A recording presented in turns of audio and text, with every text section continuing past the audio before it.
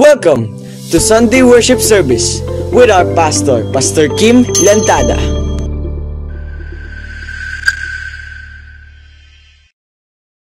Chapter 11, verses 1 to 4. John chapter 11, verses 1 to 4. Today, mga kapatid, we're expecting our brothers and sisters who are inactive. Yung matagal nang hindi dumadalo, sana mapadalo natin, mga kapatid. Kung di mo napadalo ngayon, mamaya second service. Sapagkat napakaganda po ng mensahe na ito para sa bawat isa sa atin. John 11, 1 to 4, may isang lalaki na ang pangalan ay Lazarus. Siya ang mga kapatid niyang sina Maria at Marta at nakatira sa Betania. Si Maria ang nagbuhos ng pabango sa paa ng Panginoon at pagkatapos ay pinunasan niya ng kanyang buhok. Nagkasakit si Lazarus, kaya nagpasabi ang magkapatid na babae kay Jesus na may sakit ang minamahal niyang kaibigan. Nang mabalitaan ito ni Jesus, sinabi niya, ang sakit na ito'y hindi tungo sa kamatayan. Ang ibig sabihin, okay mag-alala, hindi mo mamatayan. Nagkasakit siya upang maparangalan ang Diyos at sa pamamagitan nito'y maparangalan din ang anak ko. So yun, nagkasakit yung kanyang kaibigan, kapatid ni Maria at Marta, at sinabi naman ito, ipinasabi ng magkapatid sa Panginoong Jesucristo at ipinabatid naman ito ng mga alagad sa Panginoon. So nalaman ng Panginoong Jesus na may sakit yung kanyang kaibigan na si Lazarus. At sinabi ng Panginoon, yun nga sa verse 4, na ang sakit na yan ay hindi niya ikamamatay. So parang binigyan ng assurance ng Panginoon. Mapapansin natin, pagdating ng verse 11, may sinabi ang Panginoon sapagkat ibinalita na sa Panginoon, napatay na si Lazaro. So, pero nung ibinalita ito sa Panginoong Jesus, ang sabi ng Panginoon, natutulog ang aking kaibigan nating si Lazaro. So, nung sinabing patay na si Lazaro, sinabi ng Panginoon, natutulog lang yan. Pero alam na mga tao, talagang patay na, mga kapatid. At pagkatapos ng verse 14, habang nagsasalita ang Panginoon, ay sinabi na rin ng Panginoon, patay na si Lazaro in verse 14. So pansinin niyo yung pagkakasunod-sunod, sabi ng Panginoon, huwag kayong mag-alala, ang sakit niya hindi tutungo sa kamatayan. Pagkatapos sinabi ng Panginoon na itong si Lazaro ay natutulog lang, hindi patayan. Pero sa mga susunod na pananalita niya, sinabi na ng Panginoon ay tuluyan talagang patay na si Lazaro. But in verse 14, kung babasahin po natin yan, ay sinabi ng Panginoon, bagamat dineclare niya o sinabi niya, okay, ayon sa sinabi ng mga tao, na patay na si Lazaro. Ngunit, ang sabi ng Panginoon ay ganito ako'y nagagalak. So, hindi pangkaraniwan sa ibang salin, ako'y nagpapasalamat. Ibig ba sabihin, okay lang sa Panginoon na si Lazaro ay patay na kasi patay na naman. Di po ba, mga kapatid? Pero, sinabi ng Panginoon, ako'y nagagalak at nasisiyahan upang kayo ay sumampalataya. So, parang may conflict, parang nagbibigay pa ng pag-asa ang Panginoon, mga kapatid. Sa totoo lang, nang mamatay din ang kanyang pinsan na si Juan Bautista, na nagbabautismo sa tubig, nang mamatay ito ay labis na nagdalamhati rin ang Panginoong Jesucristo. Pero kakaiba itong kay Lazaro na kanyang kaibigan, na ang Panginoon ay nanangis din sa pagkamatay ni Lazaro. Pero mapapansin po natin na sinabi ng Panginoon na siya pa ay nagagalak at nasisiyahan sa pagkamatay ni Lazaro. Pero sa totoo lang, pagkaraniwan sa atin, pagpatay na, siyempre malungkot na tayo. Pagpatay, siyempre naiiyak na tayo, mga kapatid. Pero sa Panginoon, baliktad. Siya'y nagagalak at nasisiyahan. Bakit kaya sinabi ng Panginoong Jesucristo yun? Na siya ay nagagalak at nasisiyahan sa pagkamatay ni Lazaro at may layuning ang mga tao ay magawang sumampalataya. Paano sasampalataya ang mga tao sa sinabi ng Panginoon na siya'y nagagalak sa kamatayan ni Lazaro? At kasiyahan niya sa pagkamatay ni Lazaro. You know why? Bakit sinabi ng Panginoon yon? Sapagkat alam ni Lord na hindi pa tapos si Lazaro. That's why of this message, I want to talk to you today about it's not over. Sabi mo sa katabi mo, hindi pa tapos si Lord. Minsan, akala natin parang tapos na talaga. Hindi po ba? It looks like it's over. Dahil patay na. Hindi po ba? Pero on this context, it's not over. And we know the story in our times ngayon.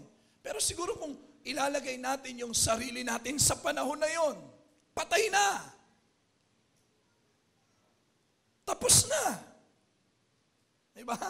At mismo naman sinabi ni Jesus, patay na si Lazaro. At yun din ang alam ng lahat, patay na.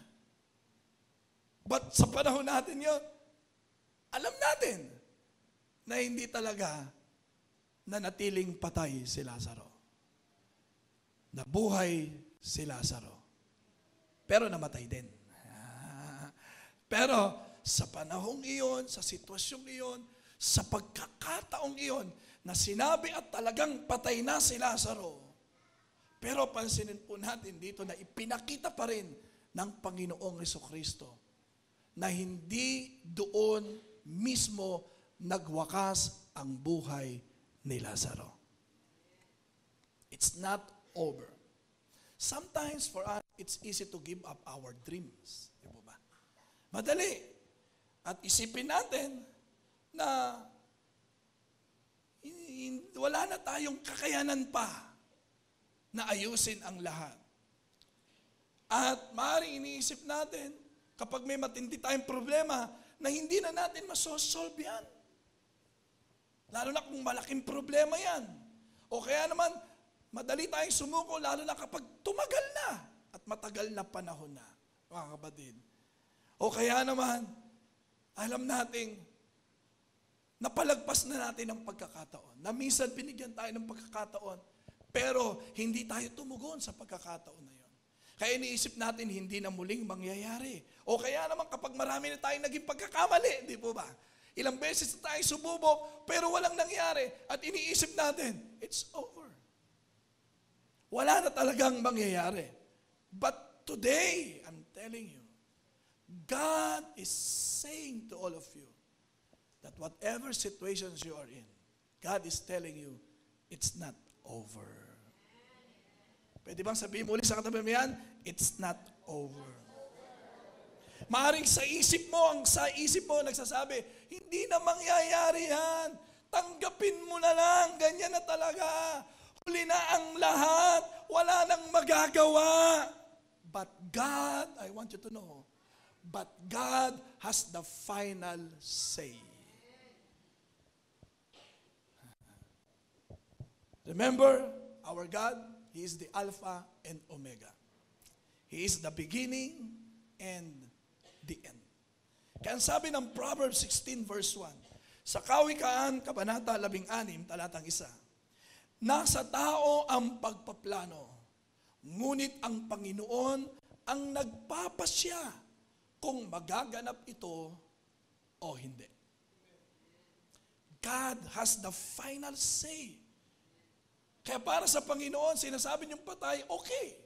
Hindi naman sinabi ni Jesus totally na hindi patay. Kaya sinabi rin niya, di ba, okay, patay na si Lazaro. But it doesn't mean that's the end for him. Pero hindi ibig sabihin, yun na talaga ang katapusan ni Lazaro. Maaring tapos na ang mga tao kay Lazaro, tinanggap na nila, patay na si Lazaro, totoo naman, and that's it. The end of the story of Lazarus. But for Jesus, it's not over. He still has a plan for Lazaro. And what is His plan? Buhayin si Lazaro. Are you following? Hindi pa tapos kasi si Lord sa buhay natin. Ano mang maging sitwasyon natin, don't say that's it. It's over. No. Ask God. You ask God if it is over. And you will hear from Him, it's not over. Hindi pa tapos. Tingnan mo yung katabi mo. Tingnan mo lang, buhay pa ba?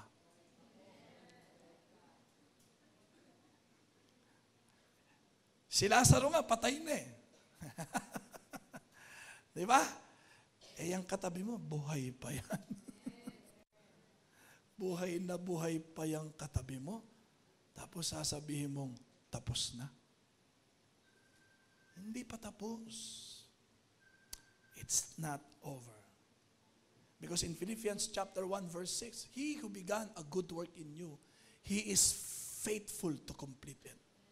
Siya na nagpasimula ng mabuting bagay sa inyo, ay tatapusin niya ang lahat ng ito. Amen? Palakpakan natin si Lord. Hallelujah! But I cannot see how. I cannot see the way, but you know, brothers and sisters, just because you don't see a way doesn't mean God doesn't have a way. Hindi porke wala kang nakikitang paraan ay wala nang magagawang paraan ang Diyos.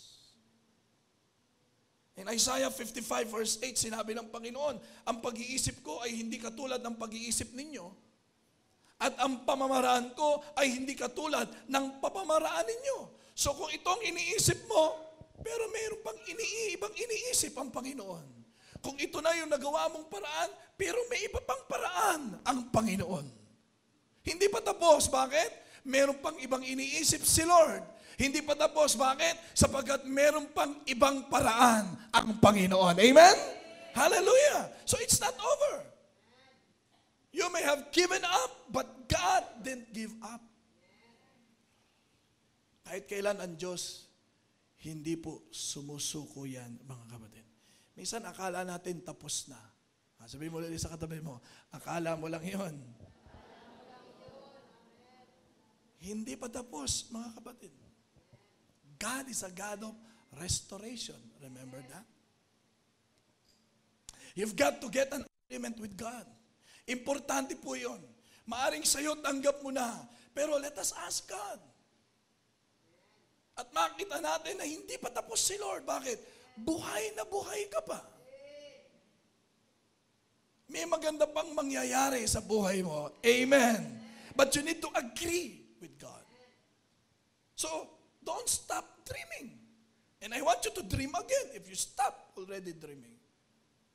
Because you're still alive. And our God is alive.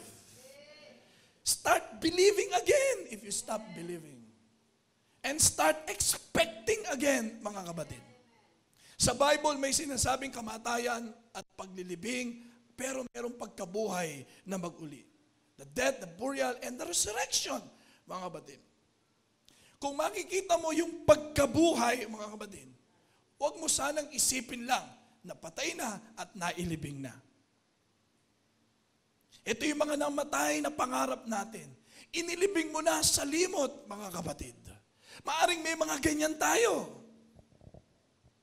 Pero merong resurrection day.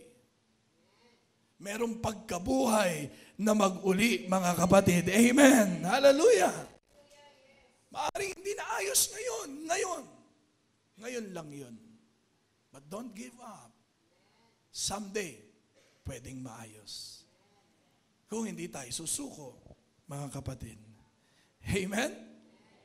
Sa pamilya natin, sa sarili natin, in our church, it's not over.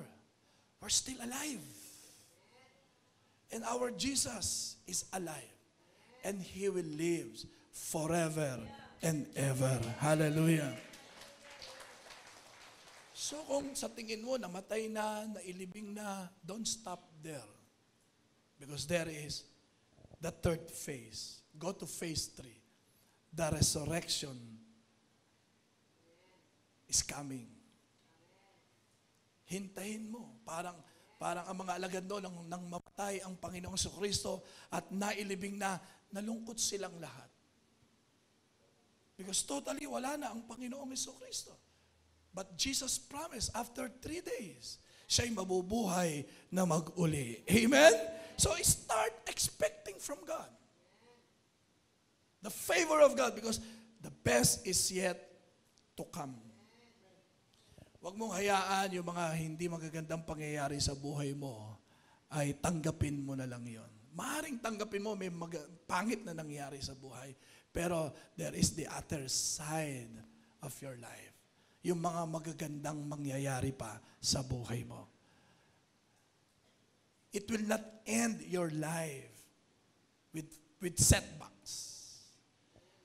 Yung mga huwag mong hayaang matapos ang buhay mo na hindi maganda sapagkat pinangako ng Diyos yan sa atin. Ano mang pinasimulan niyang mabuti, tatapusin niya yan na mabuti rin, mga kapatid. Amen?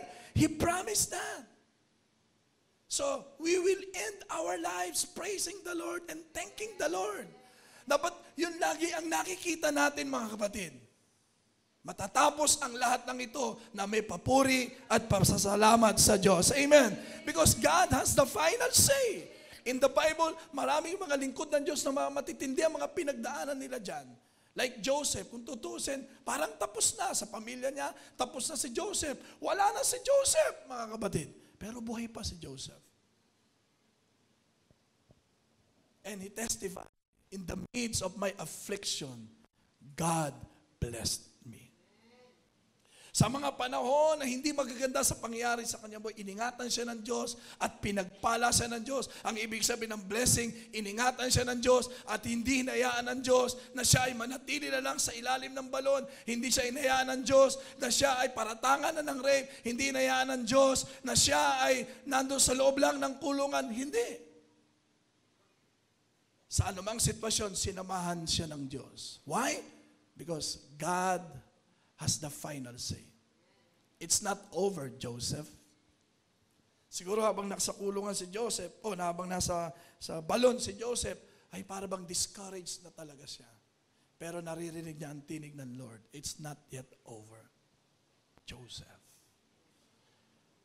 Siguro nung hinahunting na siya para talagang patayin hanggang ikulong, habang nasa kulungan na siya, nakalimutan na siya, siguro discouraged na rin siya.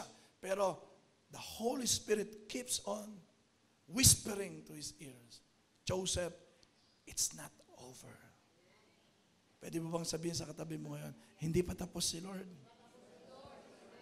God has the final say. And I want you to know that people, everyone and nobody, they cannot stop God's plan for your life. May plano pa si Lord sa buhay mo. Kaya nagigising ka pa rin araw-araw.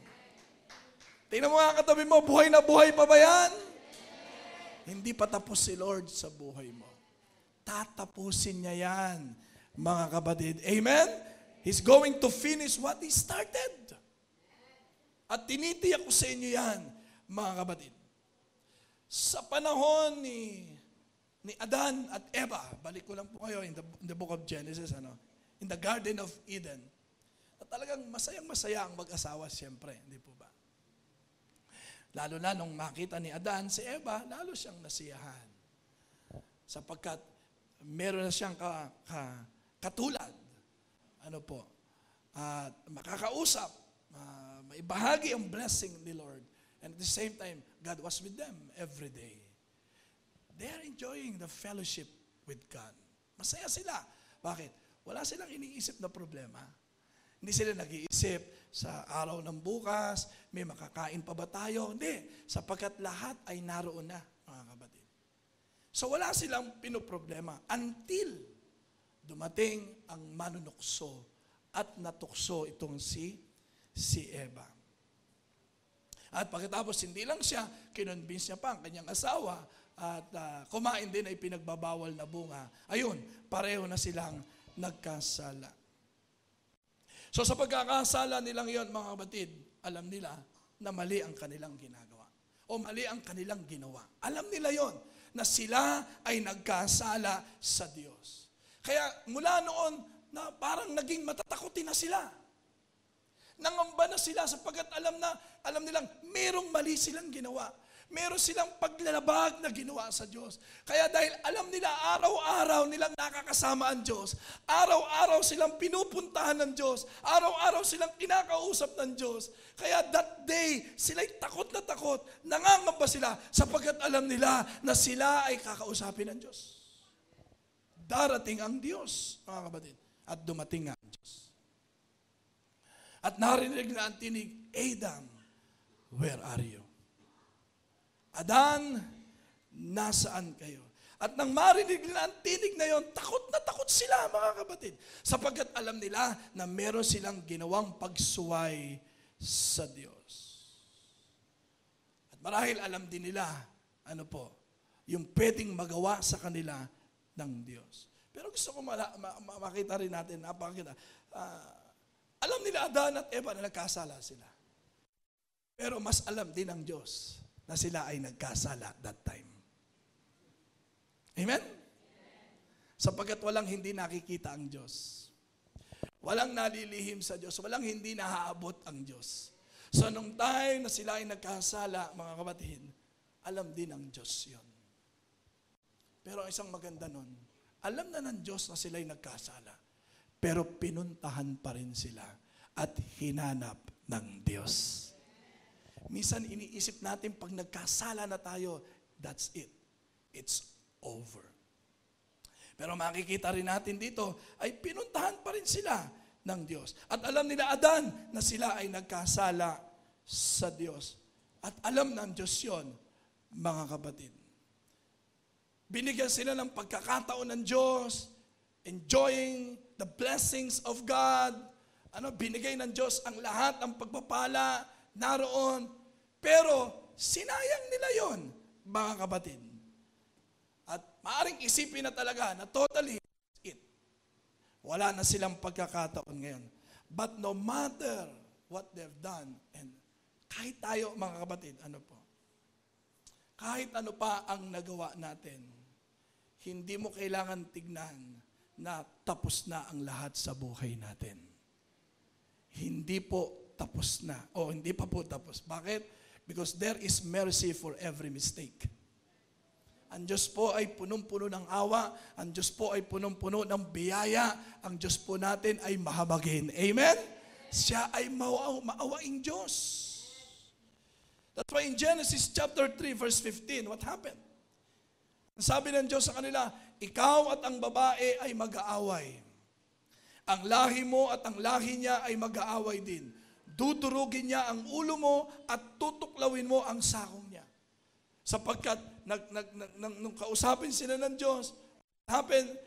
Adan, itinuro si Eva. What happened ni Eva? Itinuro naman ang ahas. At sinabi ng Diyos sa ahas ito, ikaw at ang babae ay mag-aaway. At lahi mo at ang lahi niya ay mag-aaway din. Dudurugin niya ang ulo mo at tutuklawin mo ang sakong niya. So sinasabi ito ng Diyos kay Eve ngayon na itong ahas na ito, mga kapatid, ang talagang nag-deceive sa kanila. Di ba? At alam nila yon, mga kapatid. At nung time na yon na natukso ni Satanas, si Adan at Eva, siyempre masaya si Satanas. Of course, sa tuwing tayo ay magkakasala, siyempre, ang Diyos hindi natutuwa. At alam ko, hindi rin tayo natutuwa dyan. Pero ang kaaway natin, tuwa-tuwa sa tuwing tayo ay magkakasala. Pero may pangako ang Diyos sa mag-asawang ito. Amen? And they were so excited about it. Bakit? They were given a chance. Binigyan pa rin sila ng pagkakataon ng Diyos. Bakit? Sapagkat itong si Eve ay nagkaanak pa. Nagkaanak itong si Adan at Eva, ang pangalan ay Abel at Cain. So ano nangyari nung time na yon? Alam natin, we know the story, di ba? Itong si Cain, kinainggitan itong si Abel. Sapagkat pinupurihan ng Diyos itong si Abel, sapagkat ibinigay ni Abel yung pinakamainam sa Diyos. Pero itong si Cain, hindi niya nagawang ibigay ang pinakamainam sa Diyos. Siyempre, pinagpala ng Diyos si Abel. Kinainggitan ni Cain. Anong ginawa ni Cain? Pinatay niya si Abel. At dahil pinatay niya si Abel, siyempre, anumang pagkakasala, may karampatang kaparusahan. Kaya ang ginawa ng Diyos, itong si Cain, ay inilayo niya ng lugar. Inalis niya doon sa pinagpalang lugar. So ano nangyari ngayon kay Eva at Adan? Nawalan ng 2 anak. Namatayan at nahiwalay sa kanilang anak nila. It seems that there is a conflict there, mga kapatid, di po ba? Sapagkat alam nila na may pangako ang Diyos. Pero what had happened? Parang iniisip nila, akala ko ba binigyan tayo ng pagkakataon ng Diyos? Pero ano na naman itong nangyari sa atin? Nawalan tayo ng 2 anak. May isang ganyan sa atin, di po ba? Para bang iniisip natin kapag tayo ay nasa Panginoon na dapat wala na mga problema at pagsubok, di po ba? Pero minsan nararanasan pa rin natin, yung tayo ay magka-problema at magkaroon ng pagsubok na mga hindi natin inaasahan, pero nangyayari sa atin, mga kapatid. Na parang iniisip natin, parang hindi ito yung para sa Diyos. Siyempre pag inisip natin para sa Diyos, di ba, blessing talaga yan. Magandang buhay yan. Magiging masaya, magiging maayos, magiging magaan. Pero pag hindi na gano'n ang nangyayari, minsan iniisip natin, nasa na ang Diyos? Nasa na ang pangako ng Diyos? Asa na yung magandang buhay para sa Panginoon? At parang sa panahong iyan, papasok sa ating isipan na wala nang mangyayari sa iyo. Tanggapin mo na lang yan. Ganyan ka na lang talaga. May problema, may pagsubok, magulong pamumuhay, hindi maayos, may sakit, may karamdaman, tanggapin mo na lang yan at ganyan ka na lang talaga. Ganyan ka na mabubuhay. Pero gusto kong sabi sa'yo, huwag mong paniwalaan yun. Sabi mo sa katabi, huwag mong paniwalaan yun. Bakit? Buhay ka pa. The fact that you're still alive, that is an opportunity for you to experience God in your life. Amen? Meaning to say, it's not over. Hindi pa tapos, kapatid. Kahit ikaw ay nasa ganyang kalagayan, tila ang kaaway ay nagsasaya sa atin, mga kapatid. And I want you to know, don't worry. Your time is coming. Restoration is coming. Your healing is coming. Your provision is coming. Dapat yan ang paniwalaan mo. Why? You're still alive. May paparating pa. Kung ikaw ay nabigyan ng panibagong buhay, ibig sabihin, yung pangangailangan ng buhay, paparating na yan, kapatid. Yun ang dapat na makita mo. Because God is our provider. Kung nagawa niyang i-provide, nabigyan ka ng panibagong buhay, ano ba ang mas mahalaga? Buhay o kailangan ng buhay? Mahalaga sa Diyos ang buhay. Kung naibigay sa iyo ang panibagong buhay, magagawa ng Diyos na ibigay ang lahat ng kailangan ng buhay natin. It's coming. Don't be discouraged. Remain discouraged. You need to believe. It's not over. When you wake up, opening your eyes, praise the Lord. It's not over. Not the problems, not the trials, but the blessing of God.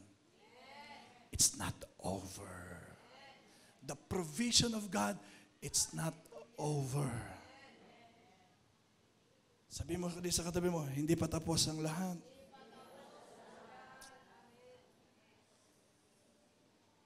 Sometimes, in order to move forward, mga kapatid, you have to take the risk. Yes. Hindi natin sinasabi talaga sa Panginoon, hindi na magkakaproblema, hindi na magkakapuso, huwag ka matakot sumubok. Hindi na tayo masasaktan muli, pwedeng masaktan uli tayo, mga kapatid. Pero huwag kang susuko. You should always take the risk. Kailangan humakbang ka pa rin. Magtiwala ka pa rin. May narinig ako minsan. Ang sabi, yung minsan nabigo sa pag-ibig, ayaw na magmahal. No? You should take the risk to love again. Just open your heart. Amen? Hallelujah. Sabi mo sa katabi mo, darating din yan. What happened in Genesis chapter 4, verse 25? Sumuping muli si Adan kay Eva at nanganak ng isang lalaki. At pinangalanan niya itong Seth. Sinabi niya, muli akong binigyan ng Diyos ng anak na lalaki bilang kapalit ni Abel na pinatay ni Cain. Wow! Sa totoo lang, mga kapatid, siguro para kay Adan at Eva, parang devastated experience yun, di ba? Pero binigyan pa rin sila ng anak ng Diyos. Nawala ng dalawang anak, siguro parang para sa kanila, napakahirap na ang magkaanak muli. Pero binigyan pa rin sila ng anak ng Diyos. Amen po ba? So always remind yourself, it's not the end for everything. Mga kapatid. Your story will not end in failure. Because Jesus showed on the cross the victory na nagtagumpay ang Panginoong Heso Kristo. Amen po ba ron, mga kapatid? So, parang the story that we can use here, mga kapatid, na muling nagkaanak itong si Eva at Adan. Di po ba? So, parang sinasabi sa atin dito, God has always given us the opportunity. Huwag mong isuko yung mga bagay na nawala sa iyo. God is a God of restoration. Kung inisip mong patay na ang pangarap mo, huwag ka mag-alala. There is another dream from God. Another relationship, another opportunity, another promotion, mga kapatid. Sometimes, those difficulties are signs that something amazing is in your future. Subok ko na po yan, mga kapatid, every time na kami ay daraan sa mga matinding problema, naiisip ko lagi, merong mas matinding pagpapalang ibibigay ang Diyos. Walang pwedeng makahigit sa Diyos. Amen? Palakpakan nga natin si Lord. Hallelujah! Purihin ang Panginoon. And what happened, mga kapatid? Sa magkapatid, balikan natin. Remember, nung mapatay ni Cain si Abel, physically, but God said to Cain, the blood of your brother is crying out. Could you imagine that? Patay na si Abel physically, but the blood still alive, asking for justice. That blood, mga kapatid, what do I mean by that? From the time of our Lord Jesus Christ, when they killed our Lord Jesus Christ on the cross, He died, buried, namatay, pagkatapos ay inilibing, hindi po ba? At nung mamatay ang Panginoong Kristo, we know the importance of the blood of Jesus. Amen? And that blood still speaking to us. Sa pamamagitan ng banal na dugo, sinasabi ngayon, because of the blood of Jesus, there is forgiveness now. Nagsasalita ngayon ang sinasabi katulad nung panahon ni Abel, that his blood is crying out for justice. So sinasabi sa panahon natin ngayon, because of the blood of Jesus, the Word of God is saying that through the blood of Jesus, there is now forgiveness of sin. That through the blood of Jesus, there is freedom and deliverance. That through the blood of Jesus, there is now healing. Shouting that blood, mga kapatid, that there is victory. Can you say amen to that, mga kapatid? Hanggang ngayon, that blood affects our lives. And because He lives, we can live. Yeah, we can, because He lives, I can face tomorrow. Because He lives, all fear is gone. Because I know He holds my future. And life is worth a living just because He lives. Amen? Palakpakan natin. Because He lives, we can live. Buhay ang Panginoong Jesucristo. And the same power that raised Him up is on the inside of you and me. Yung bumuhay sa Panginoong Jesucristo, that power, yung kapangyarihan bumuhay mula sa mga patay sa Panginoong Jesucristo, doon sa libingan, ay yung ding kapangyarihan sa sino man tumanggap sa Panginoong Jesucristo. Nasa atin yon, mga kapatid. That's why I'm telling you, you are not weak. Hindi ka mahina, kapatid. Amen? You have that resurrection power in your life. So don't give up. Huwag mo lang basta tanggapin yan, mga kapatid. Hallelujah. No matter what comes your way in your life, you must have this attitude. It's not over. Pakitapik mo yung katabi mo. Hindi pa tapos si Lord. Hallelujah.